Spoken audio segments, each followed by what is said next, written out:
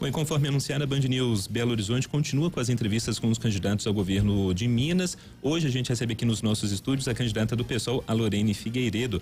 Oi, candidata, bem-vinda, bom dia. Bom dia, Lucas, bom dia, Luciana, bom dia, Murilo, bom dia aos ouvintes e aqueles que nos assistem pela internet. É um prazer estar de volta. Prazer é todo nosso. Candidata, a gente vai ter 30 minutos de entrevista e o nosso tempo começa a contar a partir de agora às 10h04 com mais 40 segundos. E a primeira pergunta comum que a gente tem feito a todos os candidatos é o porquê de a senhora querer ser governadora de Minas Gerais. Puxa, Lucas, obrigada pela pergunta. Eu acho que é preciso contar um pouquinho da história, né, de quem é a Lorene. A Lorene é de uma família de trabalhadores de baixa qualificação, operários, da periferia do Rio de Janeiro, lá de Realengo, que ao longo da vida aprendeu com a família que conhecimento é tudo, né? Que era a única coisa que ninguém podia tirar da gente. Porque tiram as terras, né? Tiram o emprego, podem transformar a nossa vida numa vida muito difícil, mas que o conhecimento ninguém tira. E que conhecer é poder, né? Saber é poder. Então, a Lorene começou uma trajetória de estudo e quis se tornar professora, que era uma profissão muito valorizada na nossa família, mas também porque eu podia começar a trabalhar com nível técnico, né? No nível médio. Sim. E isso ajudava a minha família a não ter que se preocupar comigo. Então, nesse processo de vir desse lugar e de trabalhar com a educação, eu fui ampliando os horizontes, fui fazendo muitas perguntas sobre a vida, né? Sobre a situação da pobreza, da miséria, sobre as dificuldades do nosso povo. E na relação com a minha família, com a história da minha família, eu fui vendo que a gente precisava se posicionar, né? Se tornar ativo na vida política. Então, comecei com a militância sindical, comecei com a marcha, né? Das diretas já, e fui aprendendo que a gente não pode só ser alguém que assiste a história, que a gente, se posicionando ou não, a gente acaba contribuindo de alguma forma, ou pela nossa omissão, e aí a gente se torna cúmplice de tudo que acontece, ou a gente age, né? Se posiciona. E aí eu fui me tornando uma mocinha muito rebelde, depois me tornei mãe, vi que era importante que a gente também assumisse a tarefa de deixar o mundo melhor, né? Que era responsabilidade nossa, que coloca a gente no mundo, também contribui para que o mundo seja um lugar mais acolhedor, melhor para as pessoas. Então, a trajetória dessa família que viu a fome, que não teve acesso à previdência na época em que ela ainda não tinha sido instituída como um direito, né? Que viu a mãe ter que começar a trabalhar com 10 anos, né? Conheço essa história, como trabalhadora doméstica, porque tinha que ajudar a criar os irmãos, porque a família passou fome. Isso tudo juntando com a formação que eu tive, né, no magistério, na prática, nas periferias e estudando história, me fez ver que eu tinha que tomar uma posição na vida.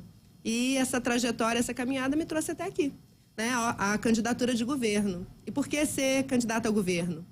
Porque não basta lutar, é preciso também estar à frente de um projeto de transformação. E é isso que o pessoal expressa.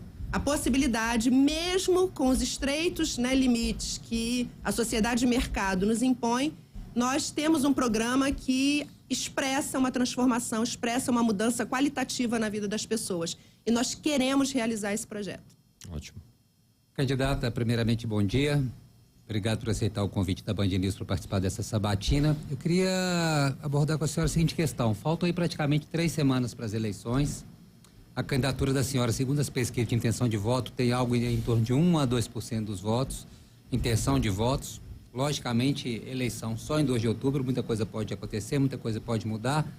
Mas eu queria que a senhora falasse aqui para o nosso ouvinte qual que é a meta até agora, até as eleições, o que você pretende, uma vez que o cenário de ir para um segundo turno ou vencer a eleição se configura muito difícil, qual que é a intenção da candidatura da senhora nessas 3 semanas que faltam e outra coisa, qual foram as dificuldades que a senhora enfrentou no desenrolar dessa campanha que a senhora ou não conhecia ou esperava, ou até já conhecia, mas, né, não conseguiu vencer durante a divulgação de uma campanha de um partido com menos recursos.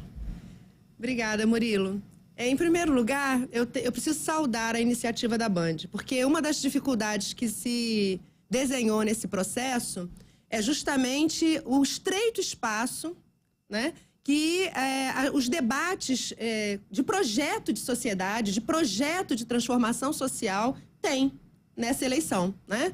Em geral, os meios de comunicação e mesmo a estrutura, né, legal é muito verticalizada, é muito elitizada, né? Trabalha só com aqueles partidos tradicionais, que são, na verdade, partidos de coronéis, né?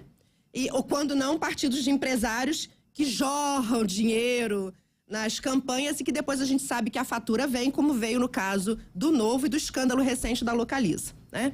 Então, a iniciativa da Band, desde o primeiro momento, quando me entrevistou ainda na pré-campanha e depois do debate, né, antes do início da campanha, tem contribuído para democratizar a política, para garantir que a gente tem espaço de interlocução com os outros eleitores, com os cidadãos, com quem trabalha que nem a gente. Então, em primeiro lugar, queria destacar isso, o papel que vocês têm cumprido nessa eleição e que, na minha opinião, contribui inclusive para que algumas pautas que são muito caras ao PSOL ganhassem espaço no debate, inclusive com as candidaturas, vamos dizer assim, tradicionais, que foi a questão da fome, que não estava sendo discutida por nenhum deles, a questão do feminicídio, que estava escondido, né, no debate, e, por fim, o congelamento dos investimentos sociais, que para mim é a coisa de maior calamidade, porque agrava os outros dois, né? O congelamento por 10 anos de qualquer investimento do Estado em direitos sociais, que recebeu um nome bonito, né, de regime de recuperação fiscal, mas que, na verdade, é corte, é congelamento, é perda de direitos. E que nós trouxemos aqui desde a primeira entrevista e que só ganhou espaço no debate porque vocês cumpriram um papel importante, né, na contribuição da construção da democracia nesse país.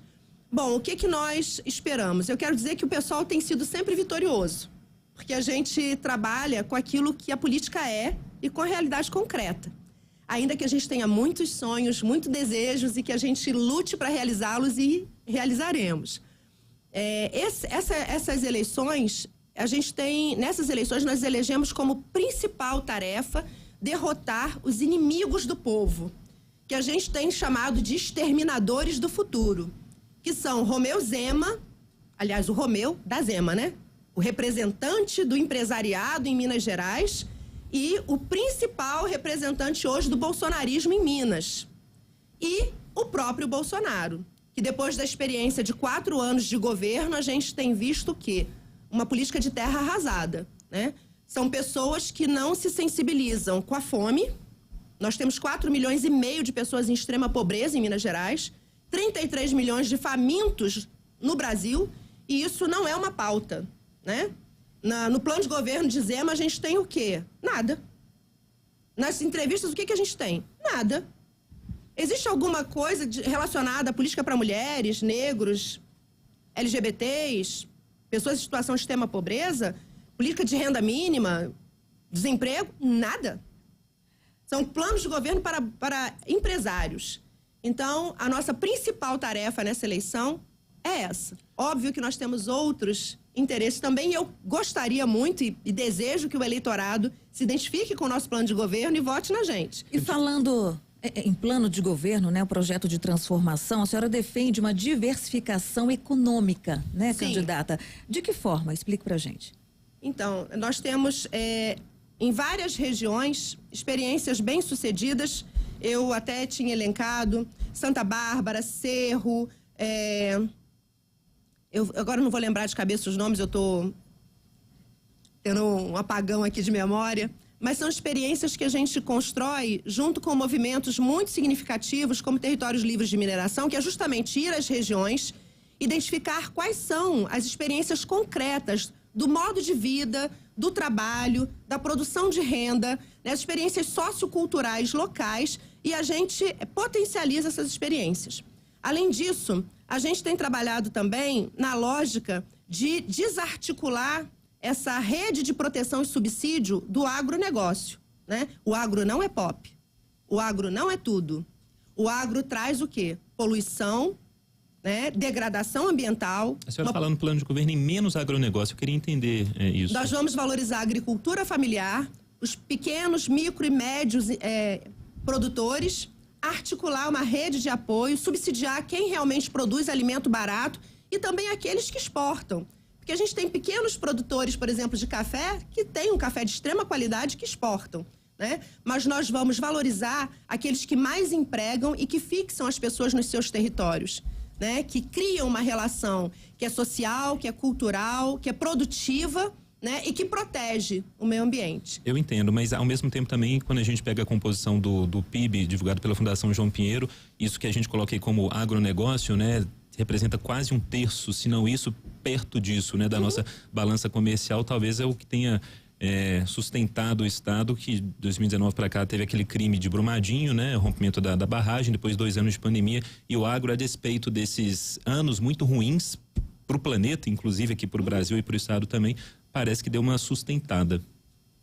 Bom, na verdade, existem estudos, eu não estou com material aqui, depois eu queria pegar até no meu celular, vou citar a fonte, porque, né? Claro. Em tempos de negacionismo, sendo eu uma mulher da universidade, é importante a gente citar a fonte. Verdade. Né? O que a gente observa é um pesado subsídio para o agronegócio.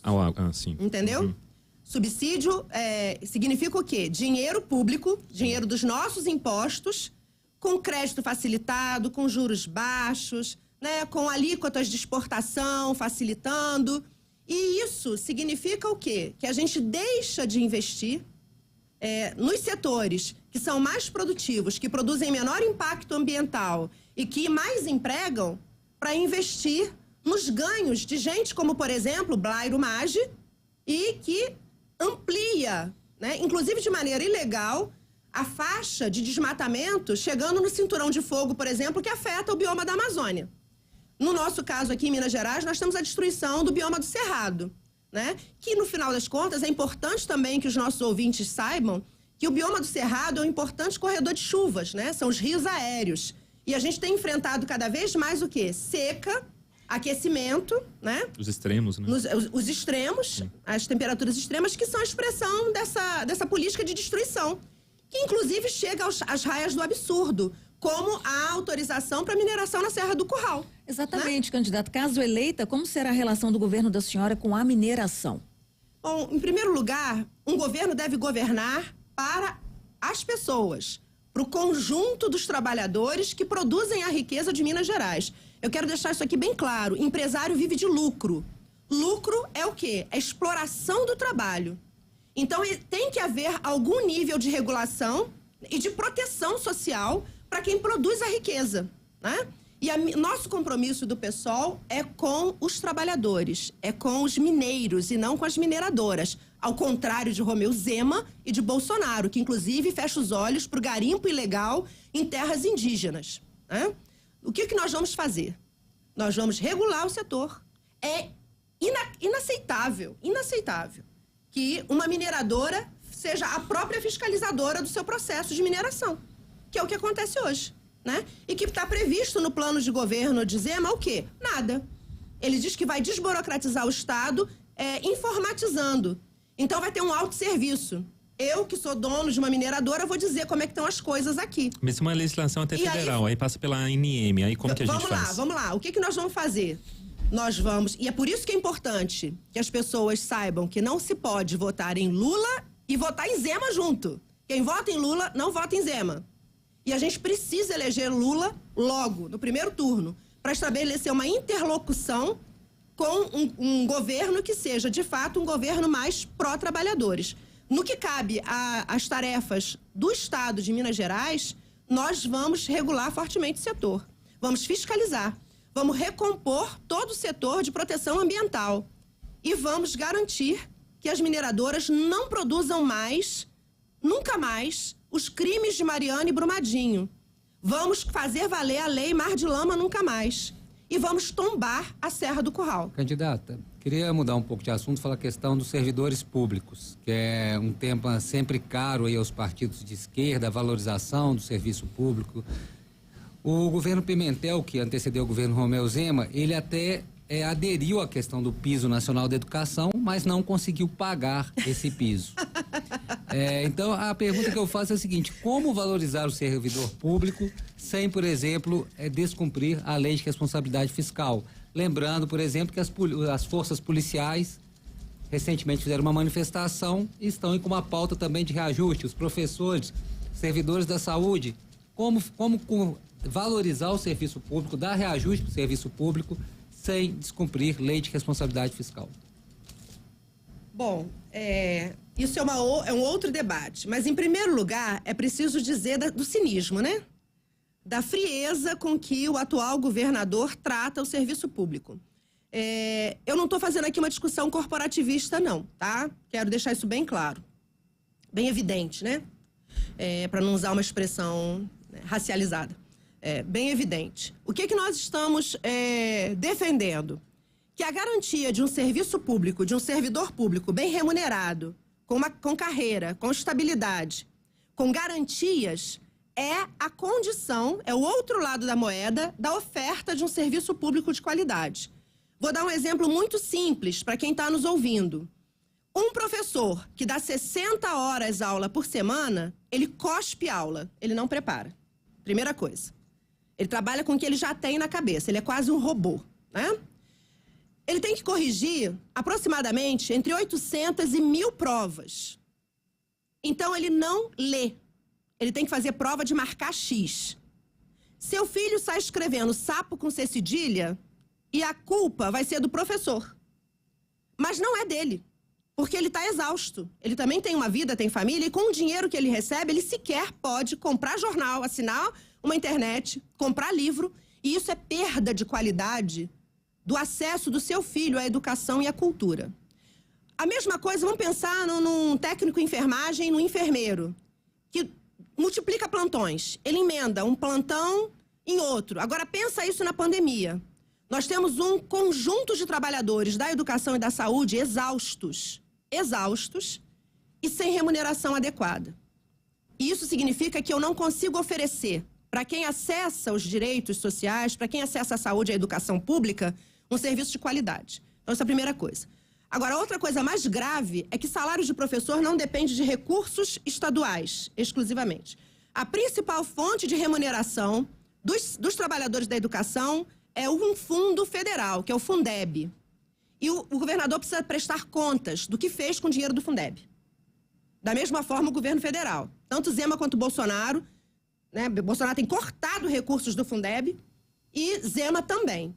Nos piores momentos da pandemia, o nosso estado, isso está num portal de notícias de uma emissora concorrente, o governo do estado de Minas Gerais ficou em 26º em 27 estados. Ele conseguiu não investir sequer o mínimo constitucional previsto na saúde, muito menos ainda na educação. Então, sendo muito sincera, é preciso discutir, sim, a responsabilidade fiscal, porque a gente tem que ter responsabilidade social. Mas não precisava nem mexer nisso. Bastava fazer o que é obrigação legal. E isso não foi feito. E essa prestação de contas vai ser cobrada. Candidata, tem uma pergunta do nosso comentarista de política, Orion Teixeira. Vamos ouvi-lo. Candidata, campanha é bom para discutir o que é governar e para que serve. É possível fazer diferente, sem vender patrimônio, sem aderir a regimes fiscais severos? Enfim, o que é governar? Ainda nessa pegada, né, sobre salários e tudo mais, ouvi-la sobre isso, candidata. Ainda? Não, isso que o Orion falou, né? Eu pensei que você ia adendar a pergunta do Orion. Basicamente. Então, Orion, muito obrigada pela pergunta. É um prazer te ouvir de novo. Uma alegria, né? Nada como o jornalismo, né, gente? Bem feito. Estou muito feliz de estar aqui hoje com vocês. Muito obrigada, mais uma vez. Bom, o que é governar? Governar deveria ser, na perspectiva que eu defendo, né?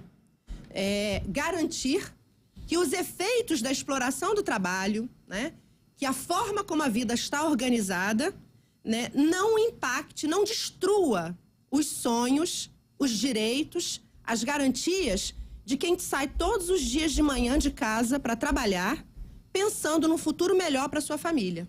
Eu, que venho de uma família, como eu disse, né, um avô que teve tuberculose, que não tinha previdência na época que adoeceu, que ficou sequelado no pulmão e no coração, que a minha mãe teve que sair para trabalhar com 10 anos para poder botar comida dentro de casa. E olha que meu avô recebia ajuda da Caixa de Auxílio dos Gráficos, que depois virou um sindicato, né? Então, isso no início do século passado. Eu que tenho essa experiência concreta, marcada na família, né? Que vejo minha mãe chorar toda vez que ela vê notícias sobre fome no nosso país. Eu sei que governar significa garantir as condições de vida e de trabalho das pessoas. Coisa que nós não temos visto nem em Minas Gerais, nem nesse país. Não é possível trabalhar com pessoas que dizem, como Romeu Zema, que o vírus tem que circular e que estão torrando o patrimônio de Minas Gerais, que quer privatizar a CBTU, a CEMIG, a CODEMIG e por aí afora. Não é possível trabalhar e viver e sonhar num governo que tem um presidente que diz que a pandemia, né, que a Covid-19 era só uma gripezinha. Não é possível viver com tranquilidade, sair para trabalhar sendo mãe, chefe de família, num estado em que o governador responsabiliza as mulheres, né, que são vítimas de violência, porque a gente não vai denunciar. É inaceitável isso. O que é governar, então? Governar é garantir que os recursos públicos, dos impostos e os lucros das empresas estratégicas, tanto de Minas Gerais, né, quanto do país, sejam utilizados para o benefício de quem trabalha e de quem mais paga impostos. Porque nesse país a gente paga mais imposto em comida do que os ricos, os milionários, em seus jet skis, em seus jatinhos. Comparativamente falando. Todo mundo compra feijão e arroz, mas nem todo mundo compra jatinho. É inaceitável. É inaceitável que se pague os impostos de quem trabalha e que depois a gente compre empresas estatais, construa esse patrimônio e depois a gente entregue a preço de banana, como o Zema está fazendo com os trens urbanos de Belo Horizonte, como quer fazer com a CEMIG. Então, o que é fundamental para ter um bom governo? Ter recursos. De onde virão os recursos? Dos ricos pagando impostos e das empresas públicas que não podem ser privatizadas. Elas têm que continuar sendo públicas. Candidata, a senhora aí elencou uma série de críticas, né, na visão da senhora, ao governo Romeu Zema. Mas o governo goza hoje de uma ótima aprovação e, segundo as pesquisas de intenção de voto, tem tudo até para ganhar a eleição no primeiro turno. Está dissociado, talvez, as críticas feitas pelos opositores do governo do Romeu Zema à percepção dos eleitores? O que acontece, Murilo? Eu vou fazer aqui uma avaliação que é da minha impressão, tá? Nós estamos num momento muito delicado e muito difícil de ter acesso à informação de qualidade, né? Graça pelas redes sociais, pelos grupos de zap, muitas mentiras que receberam um nome bonito de fake news, né? Fake e falso, news, notícias, né? Então, na verdade, não tem notícia falsa. Ou é notícia ou não é, né? E o que está sendo dito por aí é mentira. E vamos combinar que um empresário, como Salim Matar, que ganha de isenção fiscal R$1 bilhão, depois devolve como investidor de campanha de Zema 44% de tudo que Zema tem para fazer campanha, que depois vão para a televisão dizer que não usam fundo público. Mas se você visse os programas que estavam assim, rodando em horário nobre na televisão toda hora, tá? Antes mesmo de começar a campanha eleitoral, dizendo tudo o que Zema não fez como se tivesse feito, eu acho que fica muito fácil a gente entender o engodo, né? O estelionato eleitoral que a gente está vivendo. E eu acho que o eleitor, mesmo querendo fazer o melhor, tem dificuldade na hora de escolher. Ao mesmo tempo, existe uma descrença, uma desesperança em relação à política. As pessoas acham que político é tudo igual. E, de verdade, estes senhores que hoje governam o país e os estados, em especial o estado de Minas Gerais, têm contribuído para isso. Na medida que muda o governo e boa parte das coisas continuam como estavam ou até pioram. Existe uma naturalização da tragédia cotidiana que é ser trabalhador nesse país e nesse estado. A nossa tarefa é ser portador da esperança, portador dos sonhos. E dizer, gente, olha, eu sou mãe, sou mulher, sou trabalhadora, sou professora, tenho 38 anos de magistério, estudei pra caramba história e política pública e posso dizer pra vocês com toda tranquilidade, é possível mudar. A gente precisa dar um passo, né, de coragem. Por isso, inclusive, uma das nossas candidaturas tem usado como palavra de ordem coragem, coragem, coragem. Vamos ter coragem de mudar. Ninguém é salvador da pátria. mas a gente tem projetos coletivos que estão sendo muito bem sucedidos nas lutas sociais. E a gente quer chegar com esses movimentos no governo do Estado. Vamos fazer um esforço concentrado aqui nos nossos últimos 5 minutos, mas... Sério que já está acabando? Já está acabando. Eu falo demais, né? Assim. Então vamos lá, esforço concentrado e poder de síntese. A gente está falando, até pegando carona nessa pergunta aí do Murilo, o pessoal é um partido muito programático, tem uma ideia de Brasil, de sociedade que eu entendo, mas precisa de voto para isso. E ao mesmo tempo o Brasil é um país conservador e evangélico. E parece que as legendas de esquerda, inclui aí o pessoal, não conseguem dialogar com muita facilidade com essa população que está aí e está crescente também no país. Como os partidos de esquerda podem e devem dialogar com essa população que é crescente no país? Então, em primeiro lugar, existem pastores evangélicos que são do PSOL. Pastor Henrique Vieira e a minha vice, Ana Azevedo, é uma pastora, é uma advogada pastora. A gente costuma dizer o seguinte: só gente com muita fé na vida, com muita fé nas pessoas, com muita fé na sua capacidade de transformação, né, constrói política no PSOL. A gente brinca com a música do Gil, né? Andar com fé eu vou, que a fé não costuma falhar. Então, a gente está aí numa luta, inclusive, para romper com manifestos, inclusive, né, contra o voto de Cajado, que é o novo voto de Cabresto. E a gente está convidando esse povo de fé a conhecer as nossas candidaturas. A gente já tem feito esse esforço de diálogo. E olha, nem todo mundo é conservador, nem todo mundo que é evangélico fecha com políticas como a de Bolsonaro. A gente tem visto, inclusive, uma separação, né? Tem progressivamente evangélicos migrado pro setor progressista. Porque, sinceramente, gente, é só viver com coerência a mensagem de Jesus Cristo. O cara era muito gente boa. Ele era muito desapegado, ele era muito solidário, ele tinha muita compaixão, ele era muito pacifista. Então, todo cristão, todo evangélico que tem Jesus como princípio e como exemplo, tá com a gente, tá com o pessoal. Eu convido a conhecer o nosso programa, porque eu tenho certeza que vai encontrar muito da sua fé e daquilo que sonha em viver ainda aqui nesse mundo ali. É só vir com a gente. Vamos lá. Candidata, a senhora já disse aqui ser contra a privatização de empresas públicas, né? Mas no que diz respeito, então, a CEMIG, Copasa, né, Gasmig, dê mais detalhes pra gente. Elas realmente são fundamentais sob a gestão de um governo? Nem tantos detalhes pelo tempo. Vamos lá. Elas são, em primeiro lugar, elas dão lucro pra caramba. Não existe empresário que compre empresa falida, gente. Isso não existe, tá? Primeira coisa. Não se privatiza empresas estratégicas. O que foi feito com a Vale foi um crime. E ela continuou cometendo crimes, deu no que deu. Empresa privada só pensa em lucro. O que nós queremos? CEMIG, Codemig, Copasa, todas elas funcionando, dando lucro como dão, usando os recursos dessas empresas para investir em políticas que rompam a fome, o desemprego, né? Que a gente possa reconstruir o Estado depois desse apagão. E, principalmente, lembrar que empresas privatizadas, as tarifas sobem. Então, a gente não quer que as pessoas tenham que escolher se vão tomar banho, se vão beber água, se vão fazer comida, se vão lavar roupa.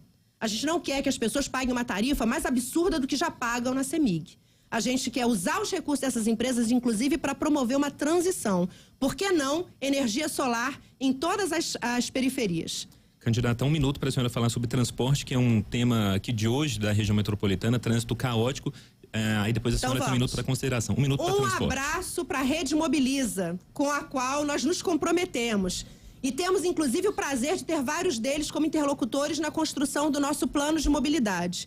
O que a gente defende? Uma transição do modelo que seja ecologicamente sustentável e que garanta transporte de massa, transporte público de qualidade. Para isso não pode ter privatização. É transformar, então, em trens urbanos, reduzir ônibus, reduzir carro particular, ampliar ciclovias, garantir que as pessoas tenham direito à cidade também pela via da mobilidade, transitando a pé, de bicicleta e com transporte de massa através de trens.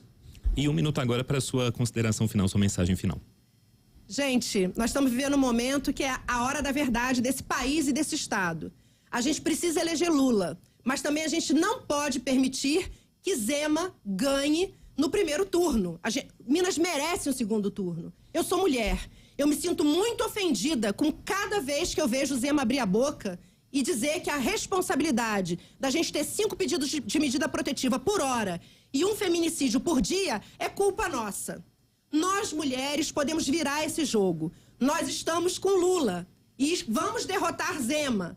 Minas Gerais merece um segundo turno. Eu convoco todas as mulheres desse estado a vir comigo, até a gente ter a vitória, até a gente derrotar esses políticos que são contra as mulheres, que são contra as nossas famílias. Porque, de verdade, gente, metade do povo desse país, mais um pouquinho nesse estado, é de mulheres. A outra metade são os nossos filhos. Então, eu convido vocês a, por nós, pelos nossos filhos, pelo nosso direito ao futuro, a derrotar esses exterminadores do futuro. Venham conhecer o PSOL, venham conhecer as nossas candidatas a deputado federal, estadual. Vamos virar a mesa. Vamos virar essa página triste da nossa história. Pelo direito ao futuro, vote PSOL. São 10h35, a gente conversou aqui na Band News FM com a candidata do PSOL ao governo de Minas, a Lorene Figueiredo. Essa entrevista, trechos dela, você vai poder conferir nas redes sociais aqui da Band, do jornalismo da Band em Minas, Rádio Band News FM, TV Band Minas, e a íntegra também nos principais tocadores de áudio. É só buscar lá pelos nossos perfis. Candidato, muito obrigado, viu, pela disponibilidade, pelo espaço na agenda, e até uma próxima, né? Tem muita campanha pela frente. Eu que agradeço, Lucas, Luciana, Murilo. É sempre um prazer estar aqui. Eu me sinto em casa. E agradeço o espaço que vocês tão generosamente cedem, como eu disse, valorizando a democracia do nosso país. Um grande abraço. Muito obrigado. Candidata. E amanhã nós recebemos, também às 10 horas da manhã, o candidato do PSD, Alexandre Calil.